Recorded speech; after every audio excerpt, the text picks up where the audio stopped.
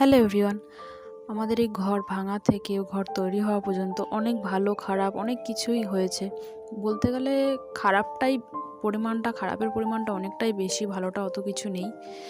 ভালোটা যেটুকুনি আছে সেইটুকুনি আমি না বলার মতন। তার ভিতরে একটা জিনিস হচ্ছে যে আমার পুরোনো দিনের এক স্কুল ফ্রেন্ড, যার সাথে এখন আমার এত যোগাযোগ নেই, তার কাকা, আমিও তাকে কাকা বলেই ডাকতাম। দু একবার দেখা হয়েছে স্কুলের গার্জেন মিটিংয়ে, তাও অত মনে ছিল না, কিন্তু বাড়িতে যখন বারবার তিনি আসছেন কাজে তখনই মনে পড়ে গেছে যে সে তো রক্তের সম্পর্ক ছাড়া তিনি কত ভালোভাবে আমার সাথে ব্যবহার করছে, কত ভালোবাসা দিয়েছে। যিনি সিমেন্টের সাথে বালি মেশাচ্ছিল তিনিই হচ্ছে সেই কাকা। অনেক থ্যাংক ইউ তোমাকে কাকা। দিনের কাজে মা ছাড়া তো কাকা একবারও ডাকেনি।